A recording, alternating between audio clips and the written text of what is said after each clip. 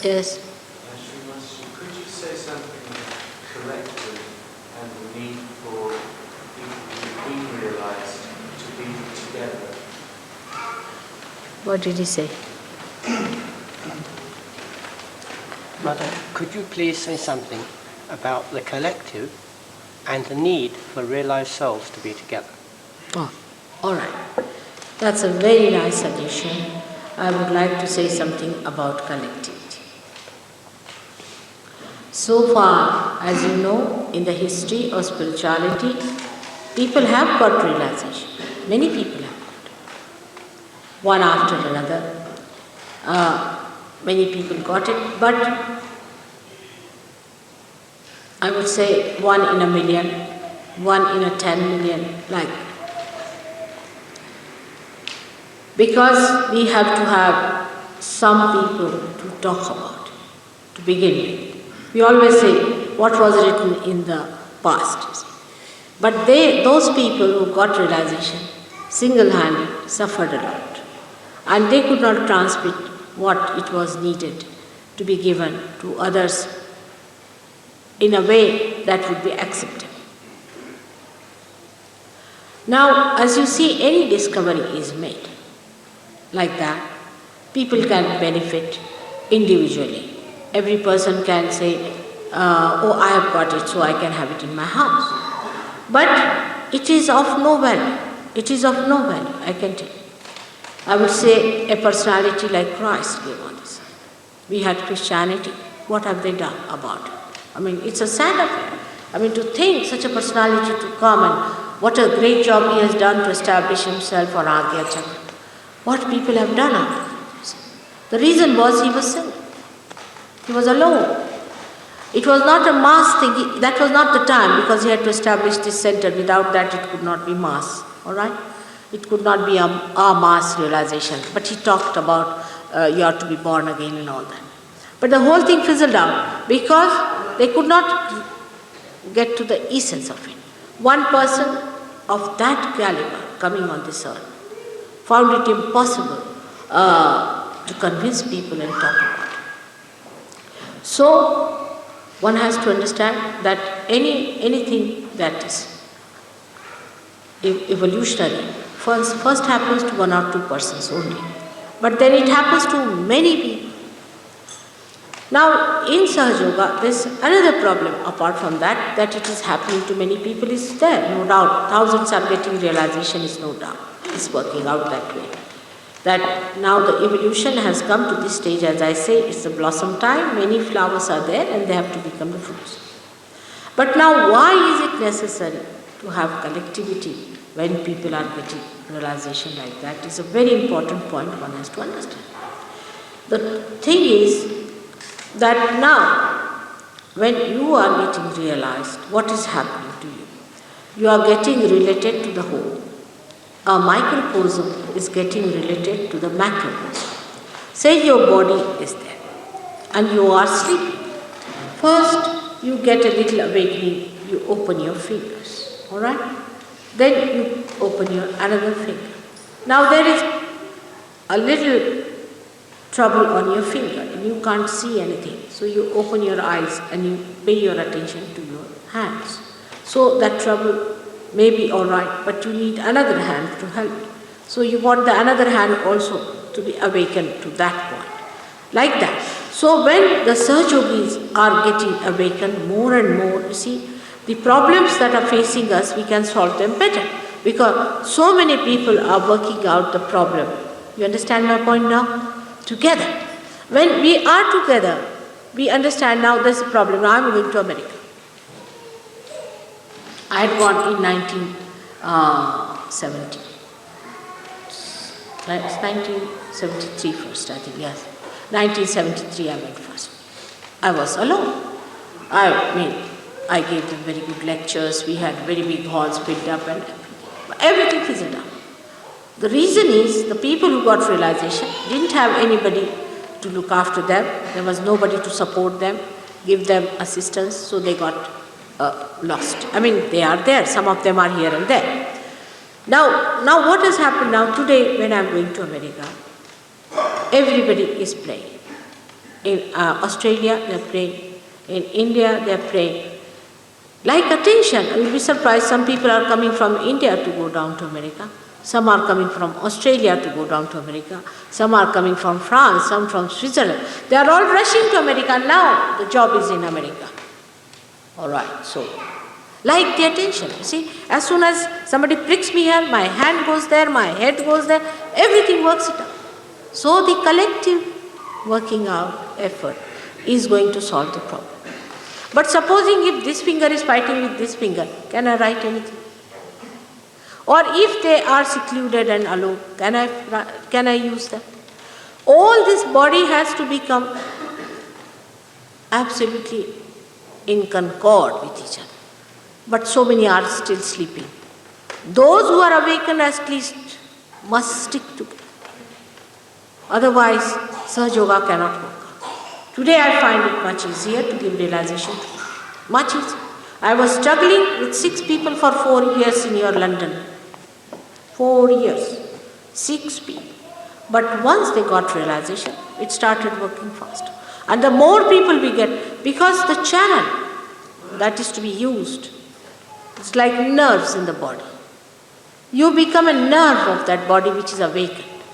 And once the nerves start working out together, realizing that there's one force that is flowing through them, all of you have to work it out together with understanding of the divine.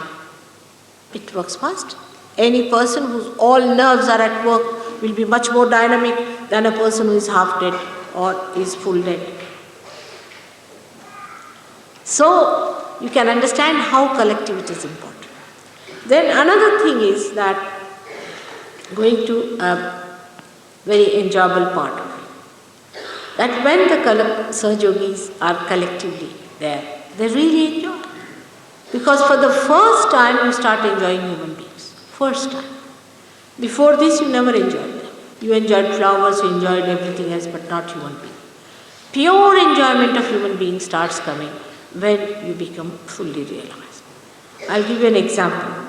We went to Calcutta for one day, and I was in a room in one hotel, and there were 3-4 Sahaja Yogis in another hotel, another room, and one gentleman came to me for his realization. And when I raised his Kundalini, you see, they all got vibrated, and they all rushed to my room to know what has happened suddenly. How is it we got such joy within ourselves? They came to see, and this man was there. He was a great soul. They felt the vibrations, tremendous. So it is not the happening of an individual, it is the happening of the whole. And the individual effort is going to be absolutely useless. It will be all neutralized. If you sit at home, do your meditation, it won't work out. You won't go very far, because the whole has to come. I give an example that when you churn the butter, in India I don't know, you don't do that way, we do it very natural. You put a little butter inside that, and then again you start churning. So the butter starts gathering around that butter, all of it comes together. But some particles are left out. They stick to the side, stick to that. They are no more as butter, they are thrown away as buttermilk. It's as simple as that. You see, the more you gather together, you really enjoy the spirit of friendship, spirit of mirth, spirit of love in pure form. So far, the love is biased. There's sex, there's lust, there's money, there's this, there's relationship. This is, you are British, so I must love you. I am Indian, so I must love you. All these nonsensical barriers are there. There you love a human being because he is a human being and he is a yogi, speaks the same. Now today I have attended a wedding party. And the bride and the bridegroom said, we are coming to Paris with you, mother. There are 100 people coming to Paris. Because we have to change Paris. But I said, you are recently married, now better enjoy your honeymoon. They said, what are we going to enjoy? We'll enjoy their our honeymoon, so they're coming down there. Even if I tell them you don't come, they won't listen. They will enjoy their honeymoon there only. I never said you come, on the contrary, I am saying you go away, I'll give you money to enjoy your honeymoon wherever you feel like. They wouldn't go. Because they know where enjoyment lies, with their brothers, with friends and sisters. It's absolutely so. I tell you that the enjoyment of human beings has not been there. Now there are people who live in India, who live in Australia, who live here, all over the places. But when the Sahaja Yogis go to India, you should see them, the way the Sahaja Yogis in the villages, the way they embrace them, the way they feel the oneness.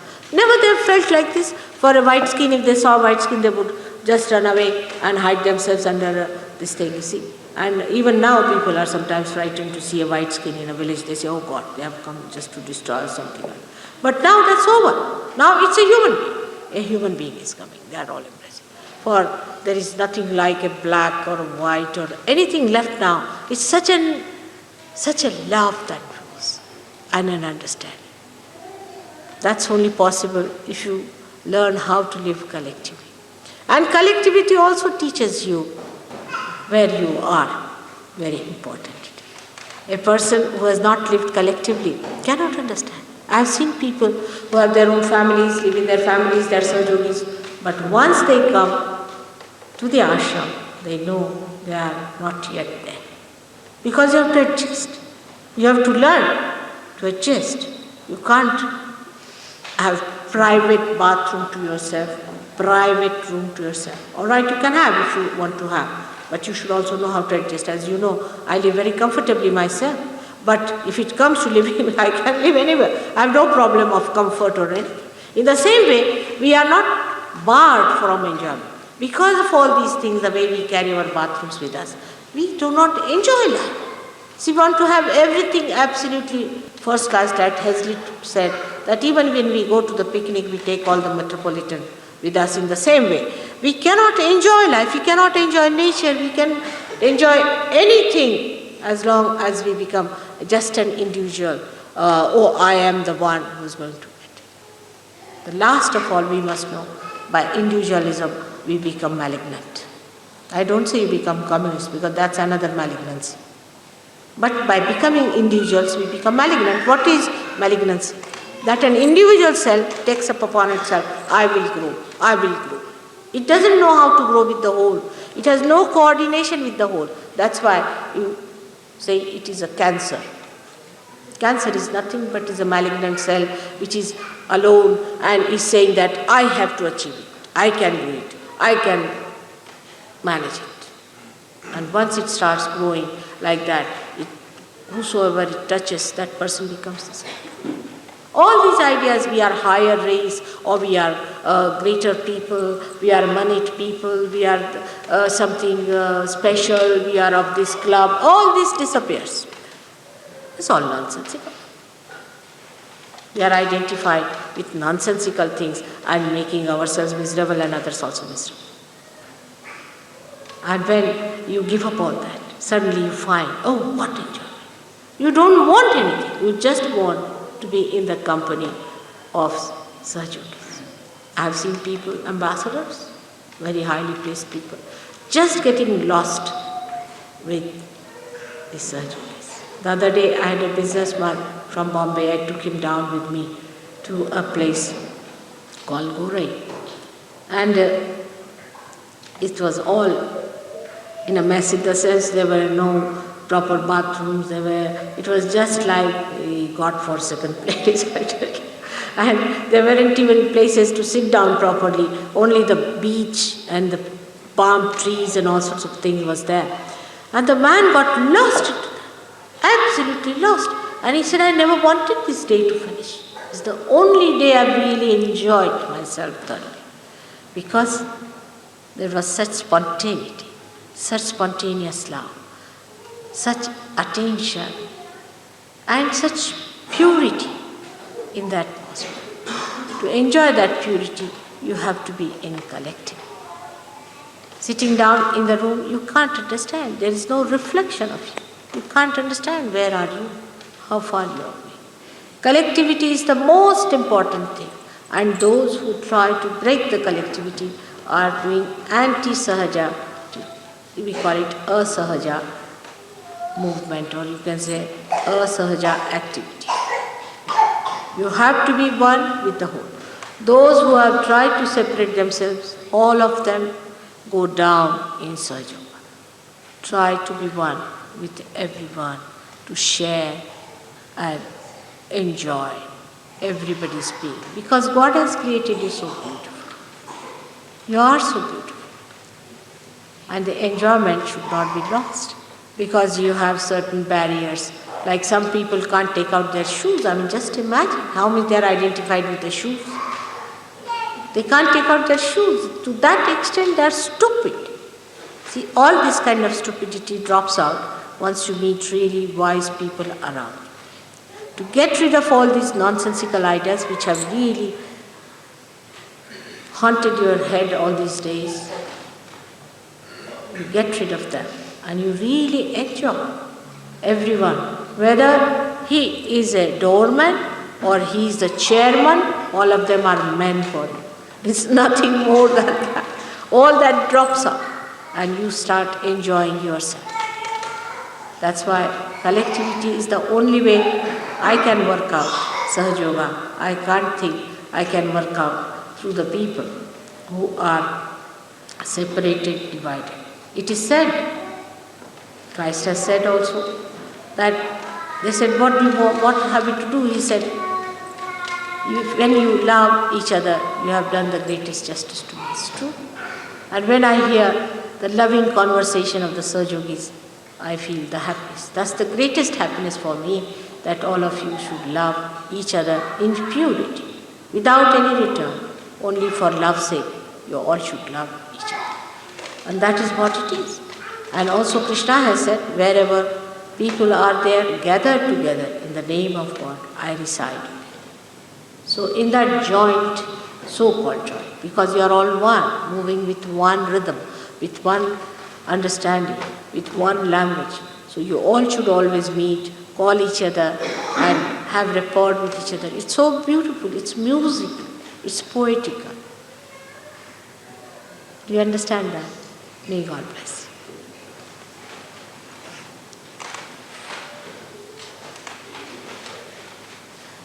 And see for yourself, when you cut out your collectivity, just abuse yourself at that point. That this is one thing you are trying to teach me now, I'm not going to listen to this nonsense. We are collective being otherwise also. I mean, people cannot take even drinks without somebody being there. You can't take your food alone. You say many things. I mean, if you are not absolutely a recluse, you can't live alone. Then in religion, in the seeking, especially in the realm of God, how can it be? You all have to be there.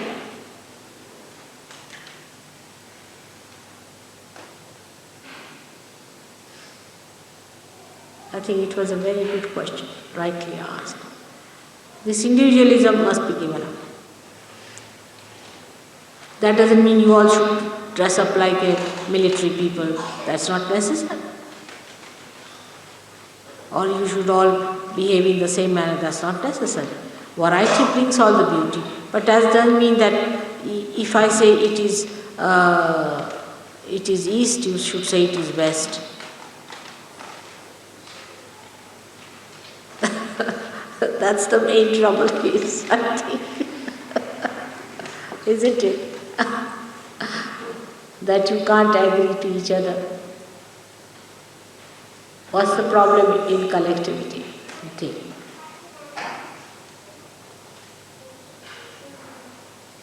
I can ask a question.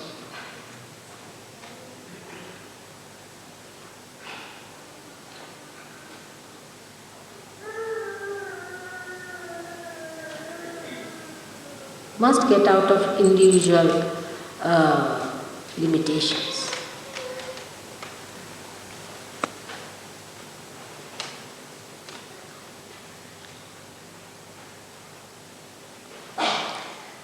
I think everybody should for some time go and live in an ashram. It's a good idea. But ashram must be such where there is collectivity. With the ashram, if they are fighting and quarreling, then what's the use of being in the ashram also? But I leave it to you. It's all freedom to you. You just decide yourself. I have not put any rules and regulations on you much because I want you to use your wisdom and put everything right yourself. You are all very wise people. But must have concord. Listen to others, talk to them, find out what the problem is. On small things people fight. It's a very wrong thing. Moreover, you have to have one person as a leader to whom you should listen to. If I find that fellow as useless, I'll throw him away. You know that very well. Throw him away, not in the way people throw away, but he'll just get out of Sahaja Yoga. You know that very well.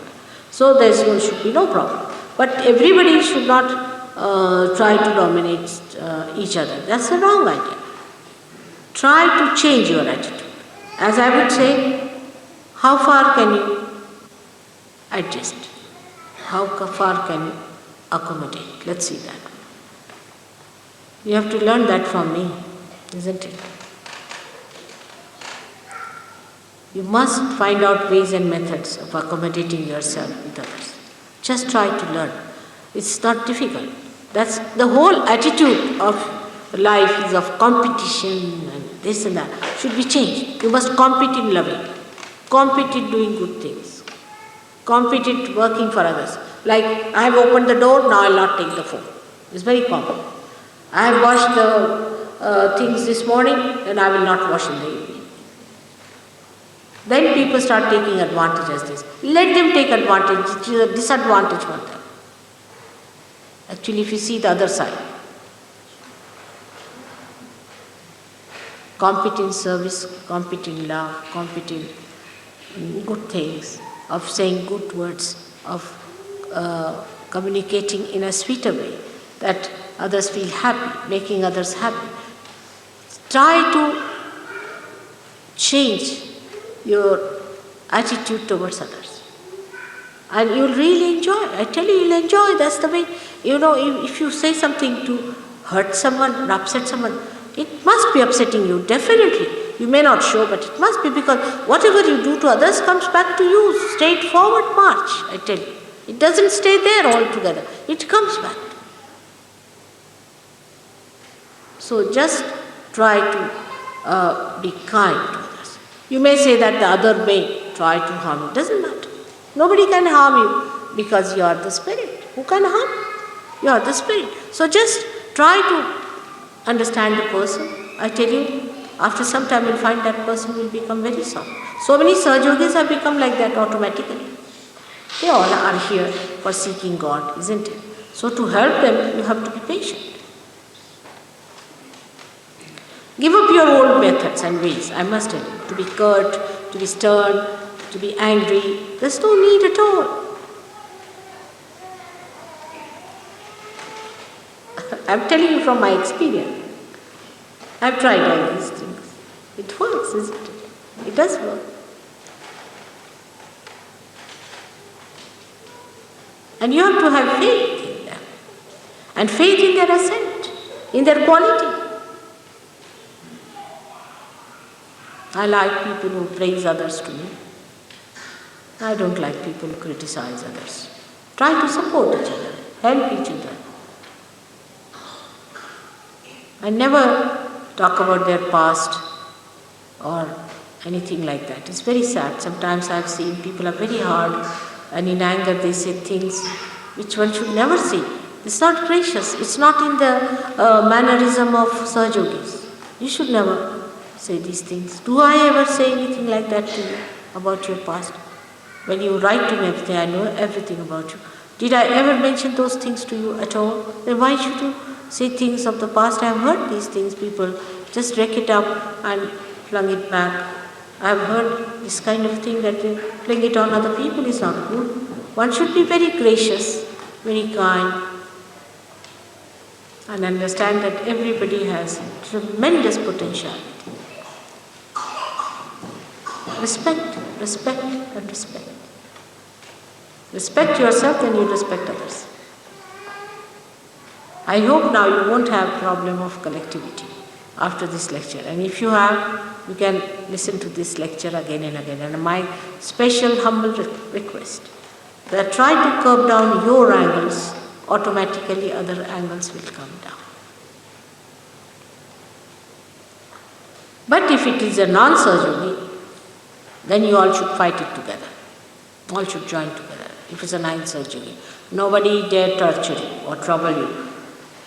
Those days are gone now. None of you will be troubled.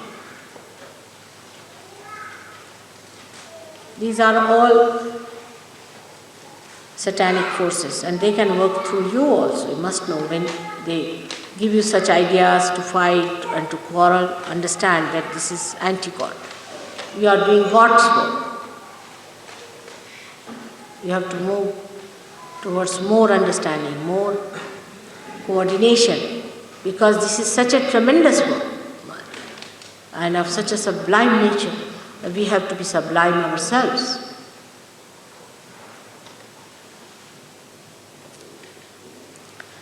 All right, now is there any other question? It was a very nice suggestion. But don't give me such big suggestions that I have to speak for half an hour.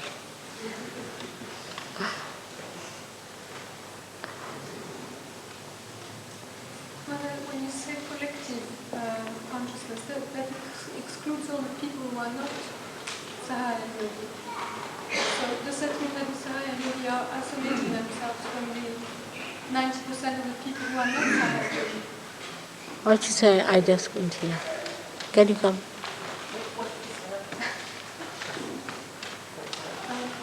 You come here and tell. Yes, yes. When you were talking about being collectively conscious, that excludes the people who are not Sahaja Yogi, and therefore the Sahaja Yogi are isolating themselves from the people, from the majority of the other people. No. She says that when collectivist Sahaja Yogis become one, that those who are not Sahaja Yogi are isolated. It's not so. You see, Sahaja Yogis have to be strong enough. Now take it like this, that there are people, say, who are in the water, and some people are in the boat. Alright? Now the people who are in the boat are in the boat, so they are in a way different from the people who are in the water. That's the situation. Alright? Now the people in the boat have to save the people who are in the boat, in the water. Alright? So what I am saying, that those who are in the boat must first of all be united. And then with full strength pull them out. Why this collectivity? Is just to pull out the rest of them. This collectivity is just to achieve their emancipation, their realization. Alright? It doesn't mean that they should exclude. Actually, the whole collectivity is to bring those people out. But you see, there are lots of anti-God activities going on in this world, you know that. For example, there's a guru who makes lots of money, right? And he has destroyed many people. Now they come to me and they are saved. So he may send somebody here paid for a job just to disturb us. Then the duty of all the Sahaja Yogis is to get together and see that you tell him that, you see, now you are doing wrong. Your guru has done wrong to us and he's going to do wrong to others. Why do you join with that? On that point, everybody should be one. But if they are not strong and if they are not one, they cannot pull out others. You see, my point is like that. Not to exclude, is all collectivity is to include everyone inside. Alright?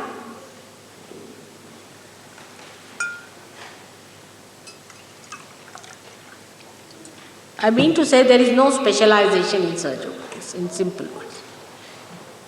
Everybody is a doctor of everything.